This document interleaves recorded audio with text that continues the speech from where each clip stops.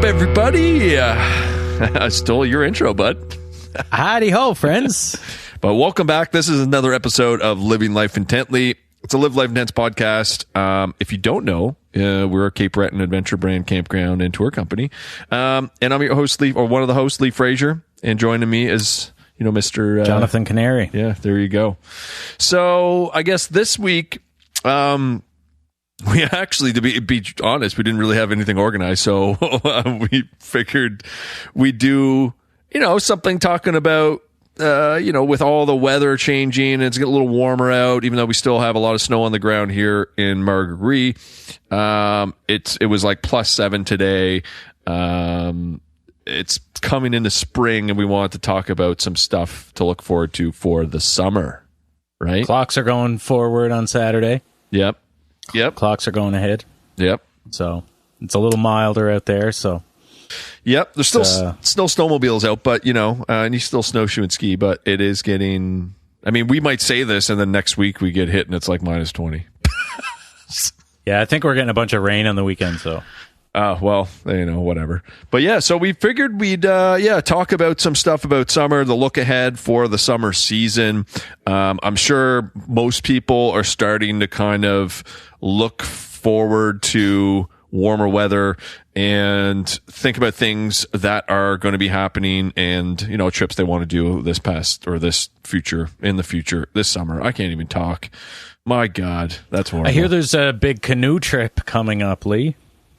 There's not a big canoe trip. No. Pack raft trip and paddleboard pack raft trip. Yeah. So that, I don't know if people listening, I hope everybody in the East Coast knows what a pack raft is. I didn't like 2 years ago. So, we ended up buying some this year and it just at a circumstance was because we couldn't get our hands on a lot of other inventory and they were available, but they would be the perfect items for the Marguerite River. And that's what I thought when I was talking to the sales rep and looking up the videos online. So we're getting some in the spring. We're going to hit the rivers with them.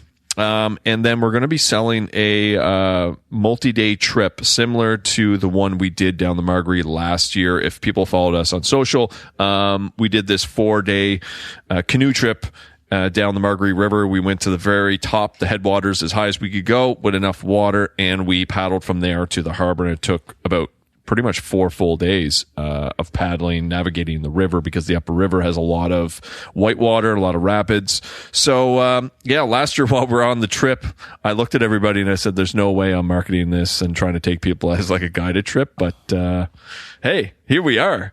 I found a better tool for the job, and we're going to be hosting a 4-day trip down the Marguerite River this coming June, ending at the Marguerite Harbor, starting way up in the Highlands.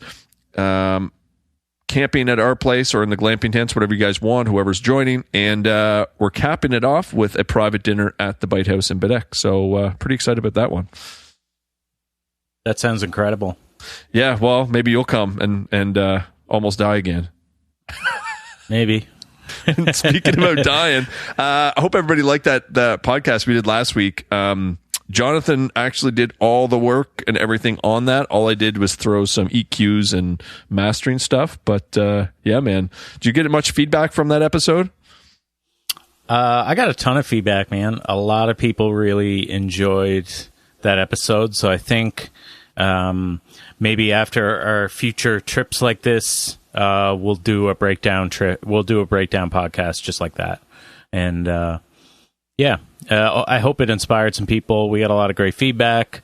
The formatting was quite a bit different than we usually have, so I'm really glad it worked out. Did you get any feedback on the shit rope ad? I got a lot of laughs on the shit rope ad. Yeah. And shout out to Jamie Foltz for helping me put that one together. Yeah, it was, I was dying laughing. And for those of you who don't know, he sent me the audio, and if you listen to it again, you hear the echoes, the shit, rope in the background. I just added a couple little things with literally, I pressed record on the... No more shit. Oh, yeah, no more shit. I was I literally recorded it off the laptop's mic, and I just put it in the thing and put an echo on it, and I was like, it's good enough. So that's great. Yeah, what was some of the feedback you got from it? Like what's like give me the two top feedbacks or comments. I think a few people reached out to me who had expressed interest in a trip like this before, that didn't really see the benefit of having a guide and support team and paying the money for that. Yeah. And then after listening to the podcast, they had reached out and said, "Oh wow, okay, we understand now why it costs money and why you need support to do something like this." Just having experienced guides and experienced people ready to take care of everybody. It was that they found that really helpful.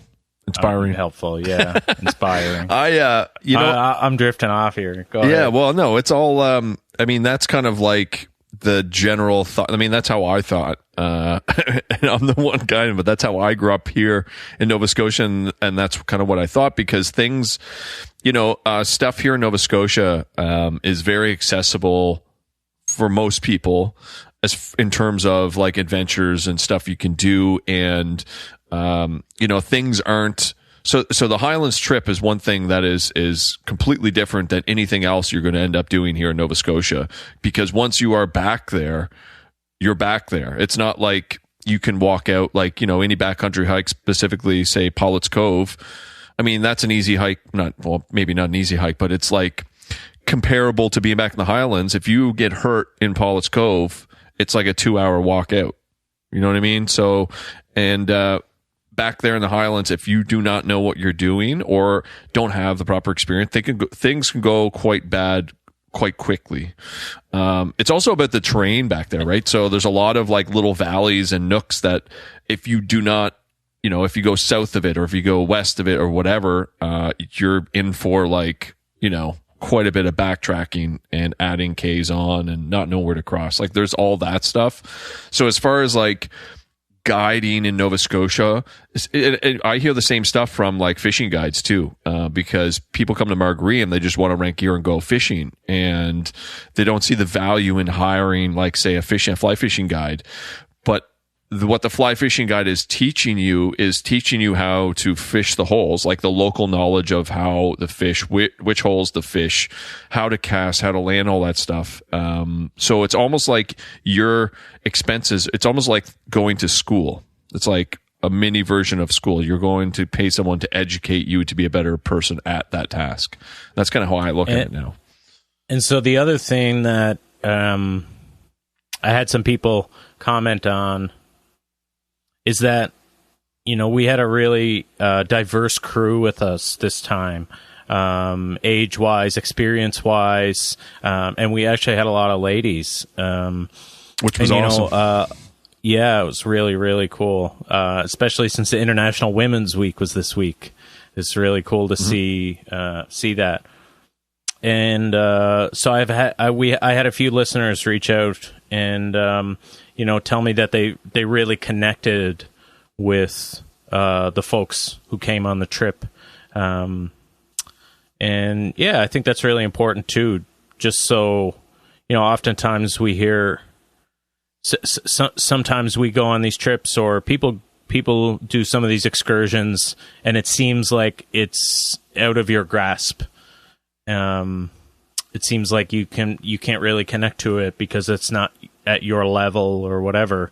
And I think this just really kind of showed everybody that, you can pretty much do it if you want to do it. As long as you have a good support staff and a good team going in and, and all of the stuff we covered in the podcast, I think people really connected with. Yeah. I really enjoy, I was thinking about this today, and like, it was like this similar to the Margaree River trip last year. And then we went to Keji for like a week or 8 days, like, and this Highlands trip, you become such a bonded group during these trips, and you're completely focused in the moment and with that group and what's happening in that moment, that day, whatever, that you don't want that trip to end. by the end of it, you're just like, we just, spend another day. Well, maybe not your ankle. Your ankles and feet probably didn't want to spend any more time out there, but that's how I feel every time. It's like at first everybody's trying to figure everyone out and figure out where they lie within the group. And then once you start gelling as a team, it's very hard to realize that it's coming to an end, and then you're going back to real life. That's the beauty of doing stuff like this. That kind of removes you from your comfort zone. And I mean, like I said in the blog post that I put up too, I mean, I learned just as much from the people that were coming on the trip as they probably did off us. Because every group comes with its own set of challenges, experience levels, like all kinds of stuff. It's never, we're just going to go up on this mountain and go from point A to point B. I think Alec summed it up, who was one of the other guides, Alec Fort, and he made a post saying like there's a clear distinction between a trip and an adventure. And he said a trip is like going from point A to point B. You plan things out and things, it might go wrong, but essentially you're going from point A to point B. And an adventure is when you make that plan and you have to make game time decisions. I'm paraphrasing and I'm probably messing the whole quote up, but, yeah, an adventure is something that's it's been planned, but things change and you have to make game time decisions, and it ends up becoming something other than what you thought it was supposed to be. And I think we had a lot of those situations, we had a lot of hurdles to overcome with regards to weather and time and the terrain and stuff like that. And, navigating that as a group was really awesome. Yeah. Okay. Well, I mean, we're not doing a whole other podcast about the silence trip, but yeah, I agree. We just get talking, man. And I get so inspired by stuff like this, and it just fires me up to keep pushing and keep doing things and thinking up weird trips like this Marguerite River trip, this year, that we're going to bring out and stuff like that. But yeah, so this podcast is for anybody looking to plan for the summer, this coming summer on Cape Breton Island. We're going to be, I figured we talk about our favorite things to do in the summertime, right? Yeah. Yeah. Totally. So you want to kick it off? What are we going to go with first? What is your favorite summer activity? Summer activity. Morning showers in the river. Yeah. Morning baths. Dude, man, it's my favorite thing. Get up in the morning, roll out, start coffee, drive down the river, go for a swim, and it's like completely silent. And everything's calm. It's like calm in the morning. The mist is slowly rising, and it's like silent. There's nobody there. It might be a guy fishing up on the river, but you jump in and swim around. You're to yourself before everything starts, and you kind of ground your day out that way. That's like literally my favorite thing to do in the summertime. Totally. And if you're in Marguerite, there are 3 bridges that you can jump off of at the moment. Used to be 4, but and really nice swimming holes. So Ross Bridge, aka Portree Bridge. We used to jump off Cranton, but you can't anymore. You can go swimming at Doyle's and East Marguerite Bridge. Those are my favorite things to do, is go swimming at either one of those bridges in the summertime. For sure. Other than that, I don't know. Yeah, I had a few of those bridges on my list too, but I'm a big fan of Marguerite Harbor Beach and Chimney Corner and Inverness Beach. Those are like, piece de resistance for beaches around here. Really? You're not over your way beach? You don't go to those beaches? You know what? I'm not a big beach guy on this side of the island. I like to go swim in waterfalls. So, like Island View, or, even down in the ocean at Ferry Hall. Yep. That's one of my favorite spots too. I got a blog coming out that talks about Ferry Hall a little bit for those of our listeners who don't know. But yeah, so I think, I don't know. I lost it. The energy, buddy. The energy's not here today. That's it. Yeah. Big long day. Yeah, I know that one, and sunsets. Hitting sunsets, another big thing. I mean, I'm not a big fan of bonfires. If anybody that knows me, I'm not a bonfire guy. I do, however, enjoy a nice orange sunset from either one of the beaches, or my ultimate favorite is in Pollett's Cove. So if anybody is listening to this podcast knows the sunsets in Pollett's Cove on that beach with the smell of bonfires, even though I'm not a bonfire guy, I don't like going to the beach and making bonfires. Yeah. But the smell, it triggers things in me from when I was a kid and when we used to go out there, and before the hundreds of people were traveling there, all the logs that were washed up on the beach, we would make into rafts and raft in that little pool at the end of the brook there, and hang out there all day. So that's kind of what it reminds me of, swimming in that ocean during sunset with like the smell of fires in Pollett's Cove. I think we got to do a couple of beach sunset dance parties again this year. Oh man.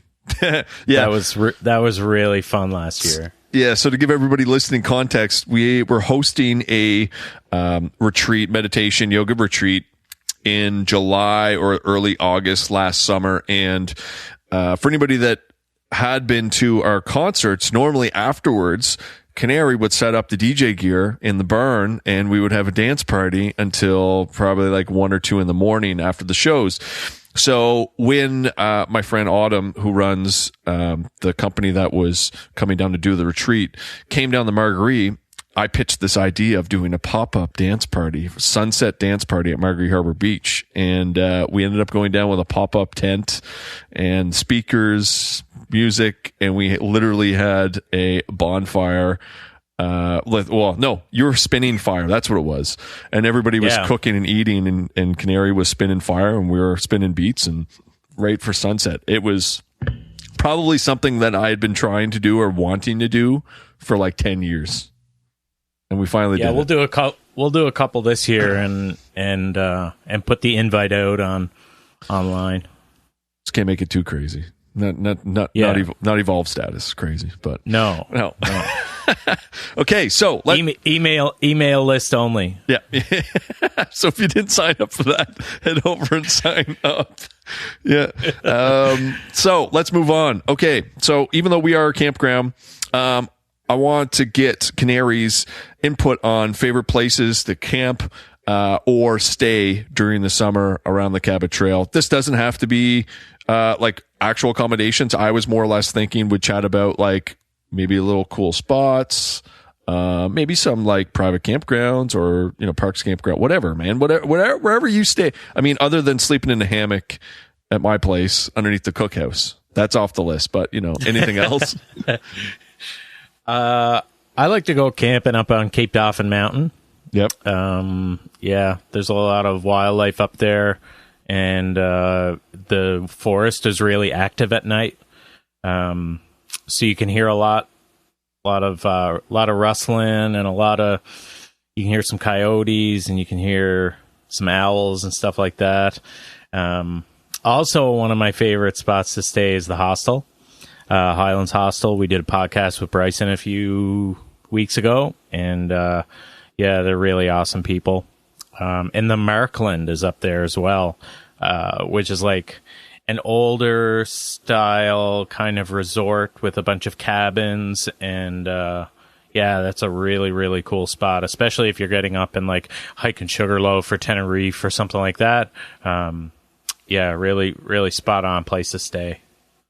Well, you beat me to that one because that was going to be the top of my list.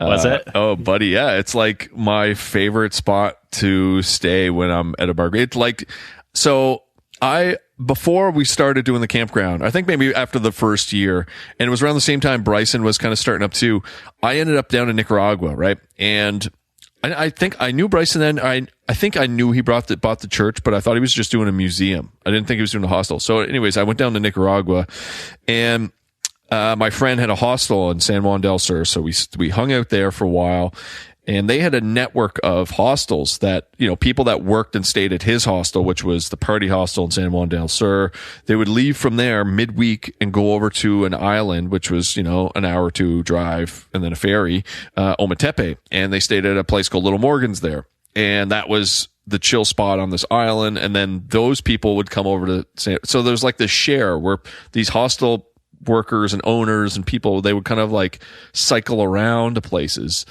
And then I was like, man, I wish that we could do something like that here. And then when I got back, Bryson started the hostel, and then I started hanging out there and going there. And that's like, that reminds me of that vibe that's down there, because I get to get out of Marguerite and go up north, 2 hours up north, which is a completely different zone, and hang out at Bryson's, do Tenerife and, you know, Meat Cove Mountain, or, you know, all those little hikes, or go swim at the beach there, which is absolutely massive. And kind of like get away from Marguerite, but I'm only like 2 hours away. So yeah, that is my number one favorite spot to go. Hands down. Do you have any other favorite spots that are to stay? Off the top of my head, summertime, I don't really get out much. Where else was I? I'm trying to remember now, but I can't. Meat Cove Campground, always a good spot if you're leaving to go do Lowland Cove. But I mean, again, Paul's Cove, it's pretty much a hostel in Paul's Cove, really. Now I'm thinking of it, is where I go in the summertime if I'm wanting to get away from people. Not to make that sound a little bit shitty, but when I want to break from the chaos that is my house. Totally. In the summertime. Yeah. Bryson's are hot. What are some favorite waterfalls? Man, I bet you have a big list, eh? I got a big list, but go ahead. I'm gonna number one all time favorite waterfall to visit, but it has to be a certain way you get there, because it's the reward at the end, is Turner Brook. There is a route from the top which has been popularized in the last few years, where you come down off the mountain and come on off Parkesboro Road. However, when we were kids, and I've talked about this in the one with Benoit, we heard about this, and it was like this fabled story of this monster waterfalls, and you had to like swim a section and all this sort of stuff. So it was this big adventure of going up there, and the brook leading up, because you got to know which branch to take, because there's all these brooks that branch into it, and you got to know, like, it's a second one. I believe it's a second. If you're listening to this, don't take my word for it. Look it on a map and make sure that it's right. But I'm pretty sure it's the second brook on the left or right. And then you have to scale a bunch of waterfalls, like ones that are probably like 30, 40, 50 feet high, to get into the valley. And then you have to swim a section and climb up. I think you can scale up around it, but I like forcing people to swim it, because it's like this more of a experience. Yep. Like, oh my God, we got to swim now. Yeah. You got to strip down all your clothes and swim through this thing. That's my number one. My number two, Second Forks, mostly because of the hike up. And again, there's a quick access route from, pretty much Cape Clear down. However, the hike up into the wilderness area is like amazing. It is crazy beautiful. You're in huge, massive old growth hardwood stands, which are just monsters, especially if you're there in like, you know, July, August, September, when all the ferns are up and like all the small trees are full bloom. Like it's crazy. Other than that, Gairloch Falls. Yep. Gairloch Falls is a really good one. So those are my top three. So I won't go think further. Mine are Turner Brook's on that list for me too. Although I've only ever taken the trail down from Pembroke Road. But I don't recommend anybody taking Pembroke Road. You will destroy your vehicle trying to drive up that, and there's no place to turn around until you basically get to the falls. So once you start going up it, you're kind of stuck going ahead. So I don't recommend anybody take their vehicle up that. It's not for vehicles. The Ferry Hole, one of my favorite spots. You get a Mi'kmaq legend, you get a waterfall, there's a cave, there's cliff jumping. You can do all kinds of stuff up there. And, there's a lot of history up on that side of that mountain. And if you have a good guide, your guide will tell you all about the history of that place. But I'm going to write a blog on that. And then I think like Humes River Falls, I really enjoy. It takes you through a few different ecosystems, and there's a lot really, really healthy forest up there, and the waterfall's a really beautiful place to swim in the summer. So yeah, those are probably my three. Although Second Forks is up there too, and just for anybody who might want to come with us to Second Forks this summer, make sure that you have really good footwear. Because the first time I did it, I wore Nike trail runners, and they were like pretty new when I started out that trek. And when we got back to Lee's the next day, I threw them right in the garbage. They were ripped and torn, and the sole was falling off, and like they're in rough shape. They were basically disposable. So yeah, the hike up to Second Forks through that forest is really beautiful, and it's challenging in a different kind of way. Like, it's not challenging in the aspect that you gain so much elevation, because you really don't. It's just that the terrain is really challenging, scampering the riverbank and stuff like that. Yeah, so it's a real adventure. Yeah, those that's probably you're the second person that's happened to going up there with us. Yeah, no doubt. When I suggest I send out a gear list and it's like, hiking shoes or boots, that's what I mean, not trail runners, sneakers. Yeah. But yeah, it's used to be a trail all the way up, but yeah, it's you can notice it when you go up, because nobody ever goes up there in the summer. There's maybe a handful of people that ever venture up that way. So you can really tell when people have gone up by the grass. Like, if the grass, you can tell somebody's walked down the grass. Like, yeah, I was there one time. I was guiding a trip up, and it was. I hadn't gone up in like 2 years, and I remember crossing the river twice. You only have to cross the river once, for those of you listening. Oh yeah, I'll give you a quick tip. If you ever want to hike up that hike, there is a trail that goes up to the base of Cape Clear. So it goes through a guy's property. It's a privately owned piece of land. You'll see when you go up his driveway, there is signs that say hiking over motorized vehicles. So you have to park at the end of Big Interval Road before it turns off. There's a little wooden bridge. So when you go, if you're familiar with Big Interval, when you drive up towards to go to Marguerite Salmon Lodge, there's a green bridge. It is the border of the sanctuary, the fishing sanctuary. So the Marguerite River, you can only fish below the Big Interval Bridge. Upwards from the bridge is the fishing sanctuary. So when you go across the bridge, you take a right and you head north. When you get to the wooden bridge, park there, walk through Mike's driveway.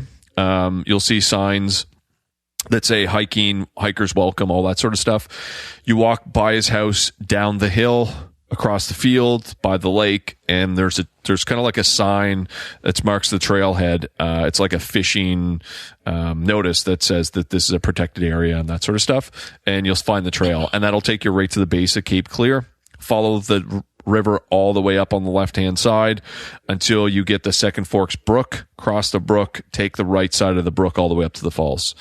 And it's roughly around round trip, probably 6 hours is what it generally takes us when we guide trips.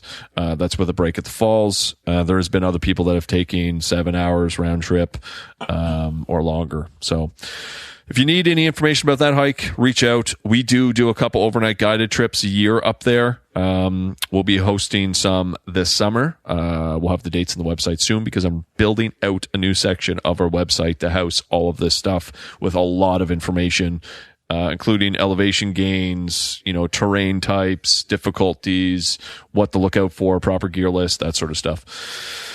Yeah. Anyways, I was going to say something, but I totally forgot. So let's move on to the next topic. Yeah. I just want to say too, is like, I think like one of my favorite things in the summer is when people ask me to guide them places. Like I have a lot of people ask me, where can I collect sea glass when I come to town? Where can I go get fossils? Where can I find this certain type of mineral? Because I want to make something out of it or whatever. So I really enjoy taking people up to some of those places, caves and stuff like that most people wouldn't really know about, or you can't find anything published on them.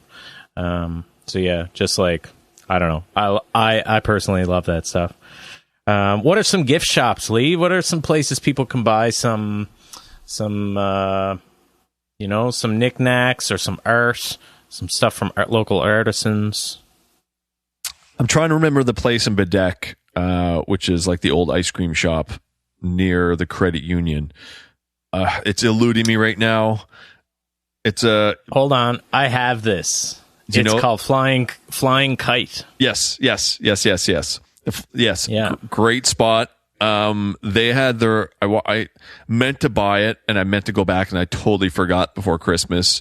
So if you're listening... whoever was working there, I'm sorry. I'm getting back sometime. They have a bunch of stuff from local artisans in there. I had never been in there, right? So I've been supposed to stop in. I meant to stop in so many times, haven't been in, went in for Christmas to pick something up. Tons of stuff in there. I just noticed the ice cream shop because that's what it was when I was a kid in Bedeck. Of course, the outdoor store, which is in Bedeck as well. That's a family-run store. Full disclosure, it's my aunt's place. She helps us out with pretty much outfitting almost anything that we need. That's where I get all the merino wool base layers, socks, that sort of stuff. They have a great shop there. That's where Canary got his Keen boots. I got my new boots. Yeah. So for those of you that maybe read our blog post about layering up in the winter, Keen boots. I left out boots in there because I was talking more or less like clothing that you're going to wear, not footwear. But yeah, Keen boots are my go-to. That's what I have for the winter. That's what I got. Like probably got a dozen people turned on to those boots. But other than that, if you want a story, if you want to talk, the best spot is Peter's gift shop in Margaree Forks next to the library. So for those of you who drive in the Margaree and fish there a lot, you'll know who I'm talking about. He's got a fly shop. It used to be the old visitor information center there too, but it's got signs that say property for sale, and it's always for sale. Even though I've known a ton of people trying to buy it and they never buy it. I think the sign it's almost like that scene in Don't Mess with the Zohan, when he's in New York and it's like tax sale, but that's like the thing to get people in there. But yeah, Peter's gift shop, he likes to talk ties, flies, and he's got those classic Margaree shirts. He's got like a heat transfer machine, so he's got this whole heat transfers that he puts on like shirts. And if you've seen anybody, kind of similar to what you were wearing with the Myra River thing. There's a lot of those like small little gift shops. I tend personally to stray away from them when I travel. I usually like to get people something more unique and more something from a local artist. Well, we talk on that point. The glass artisans. Glass artisan. Yeah. That is. I was gonna say Marguerite Boutique and Provisions in Shetty Camp. Oh, that's new. Yeah, coffee shop. Yeah. That was on my list when we started talking about restaurants. But and obviously the Salty Rose and Periwinkle, they support local artisans, and they have a lot of really cool stuff in there. Everything from glassworks to leatherworks to jewelry, all kinds of stuff. So.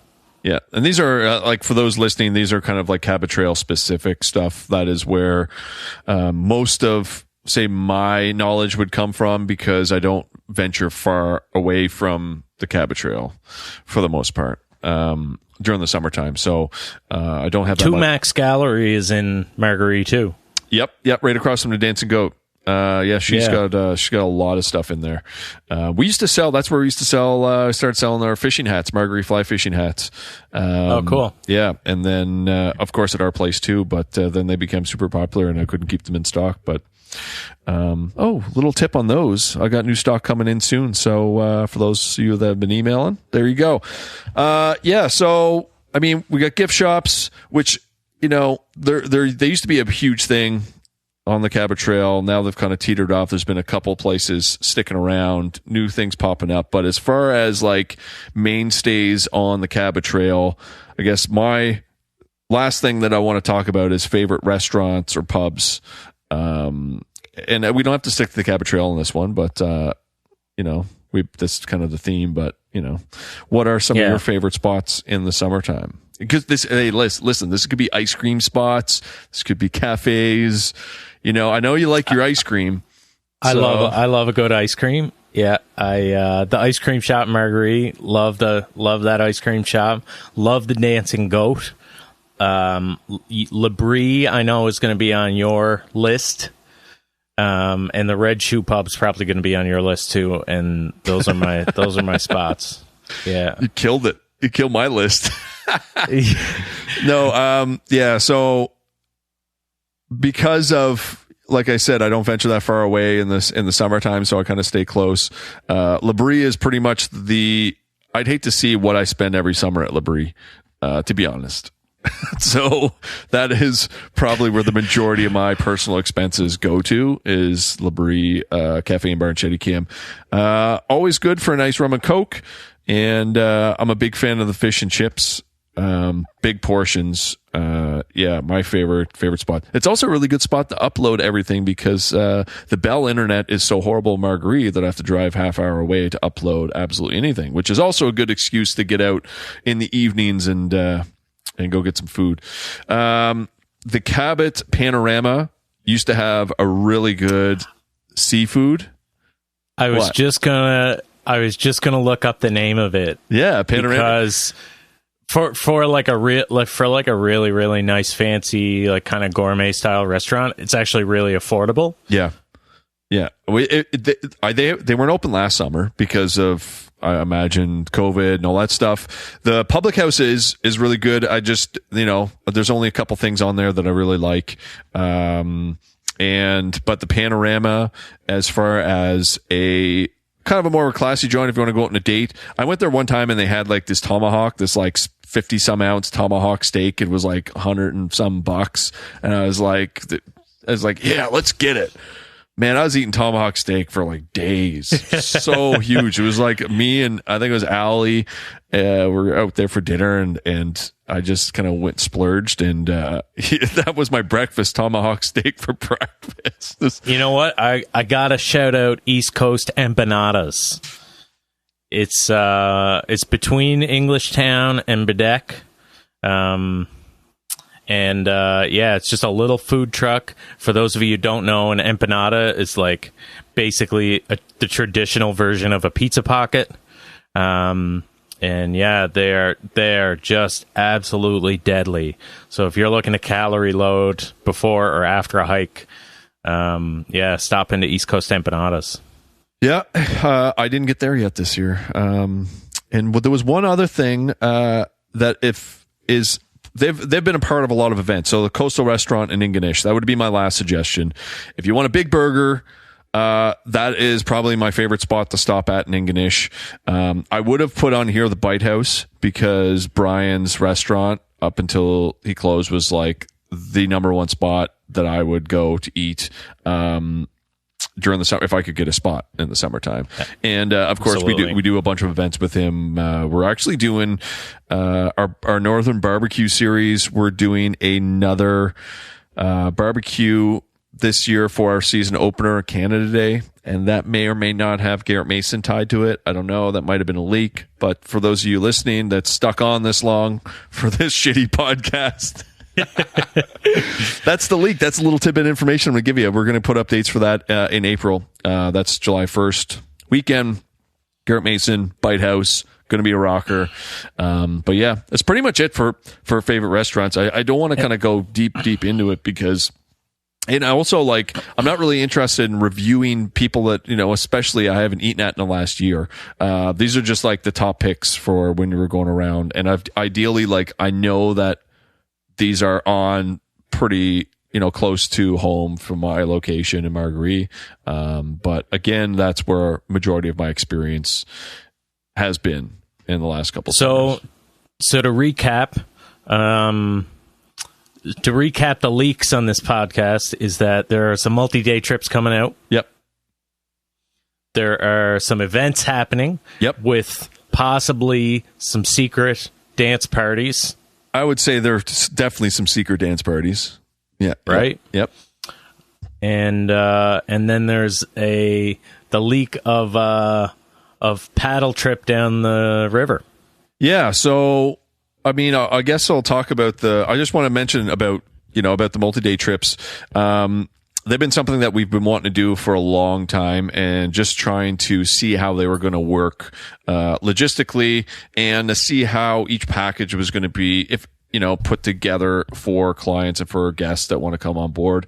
It's really something that I've been trying to do for since we started this business, was to try to build a model where we do these trips and put them on. So yeah, it's I'm pretty excited to just have these going out and have the ability to actually do them. And I feel super grateful that we have the space, the spaces that we can do this stuff in. And the fact that there's so much other stuff coming in the pipeline, like the Seawall Trail is starting development this year. Like people from Parks Canada, have been in contact. They're looking at streamlining their backcountry permitting system, so that opens up the backcountry a lot more. I know that there's other routes that they've planned to open up and cut. I know some of them are, I'm pretty sure some of them are already cut. So a little bit more backcountry hiking within the Cape Breton Highlands National Park. But yeah, I'm just, it's exciting times for people wanting to explore and do more adventurous stuff here on Cape Breton Island, because I think it's been a long time coming, and I really do think that with all this stuff happening with the Smokies, the Seawall Trails, a big push from tourism to really, especially in the last couple of years, about developing Cape Breton into a adventure tourism hub for the Maritimes in Canada. I really think that the next couple of years are going to be pretty awesome. But I think I just want to mention too that if Live Life Intense doesn't offer a specific option, you could still put them in touch with a guide if they wanted a guide for something. Yeah, we have that option too. I mean, I've just been, I had a bunch of calls this week doing it with just different people that wanted to have a guide through, either take them around the Cabot Trail or, put together a multi-day trip or 2-night trip or something. So, we do that. So you don't have to join one of our pre-made trips. If you want to hire a guide for a specific reason,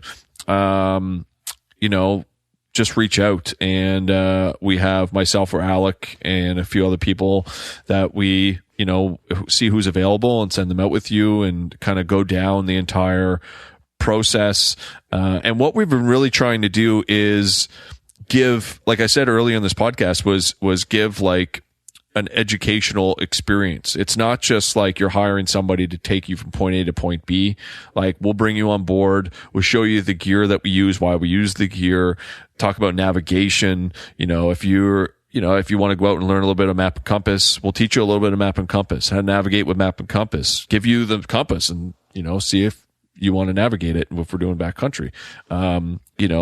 What gear we use as far as safety, using our Garmin InReach, why are the InReaches so powerful as a safety thing in the backcountry, that sort of stuff. Having, and being able to get some information on local history, wildlife, ecology, all those things. Yeah, exactly. Yeah. So there's tons of that stuff. We're always constantly trying to better ourselves as guides. And for us as a company, I've been in constant contact with Janet at Hike Nova Scotia about, standardized courses for our crew, asking them about references to different courses we can do to better the staff or guides that we have on board, and just offer a better experience for everybody. And I'll be pretty honest. There's people this week that emailed and they're like, hey, we want a guide to guide us around the Cabot Trail. We want to hike Fishing Cove, and we want to hike, Franny Mountain. And I'm just like, why are you hiring a guide? I can go with you for sure and teach you some things, but none of the stuff that we normally teach, navigation, that sort of stuff, you're not really going to need that on any of these hikes, right? They're all well-maintained Parks Canada trips. So yeah, if you still want to hire, yes, we can still do it. However, you might, if you want to do something a little bit more advanced, then I can do it. But that's the That's kind of where I'm at. I just kind of like be honest to people. It's not like, hey, I want to hire you. Yeah, we're going to charge you all this money. No, I'll be realistic about it, because it's all about having like a good experience. That's it. So if we can't provide a good experience, or, I don't think we should be in this business. So we've got some sweet guests, I think, kind of lined up for the next couple of weeks before the summer kicks off. Yep. And got a bunch of blogs coming out. Yep, and we'll talk on that real quick. Canary's been a blog writing machine. I wrote him last week. I was like, you want to write a couple blogs? And literally every day there's like 2 or 3 more coming into a folder. So, just trying to give more information about, he wrote one about, what was it? The historical, like 6 historical hikes or 7 historical things in Cape Breton. Yeah. That was a really cool one. Places for the history buff to visit. Did one on the Port Dauphin Traverse. Did one on gifts for the hiker. Did one on gift shops and all different kinds of stuff. So, yeah. So maybe our visitors this year will be a little bit better informed and can plan their trips a little bit better. And that's kind of what it's like, all these little like details and lists and stuff. It's just easy for us to have reference material moving forward. So if somebody asks a question, if you have any interest in it, we can just send you a blog with all that relative information. Also for guests, what we got coming up, Denis Thibault, correct? Denis on board. Yeah. So Denis is, he's a whitewater and canoe guide. Used to work out in West, lives in Sydney now. He supplied us with the canoe that we pretty much demolished last summer on the river. He joined us at Keji. We're also, speaking of canoeing, we've got Noah Booth from Northern Scavenger. If you have watched any of Northern Scavenger's YouTube videos, you know who Noah is. If you don't, he is one of 2 guys that run a YouTube account called Northern Scavenger. They do a lot of massive expeditions, and we're pretty fired up to chat with him. He joined Dave Green, who was on a previous podcast, on their Boreal to Barrenlands expedition 2 or 3 years ago. That was like a 60-day or 50-some day trip over Northern Labrador. Look at them on Northern Scavenger on YouTube, and we've got a bunch of other people in the works. So we'll just leave it at that. This has been hopefully a little bit informative for a filler podcast, but whatever. And so reach out to us on all socials. Live Life Intense. I'm Sounds of Fire, Jonathan Canary on Instagram, and we'll see you next week. Yep, back to regular scheduled programming. Okay, peace.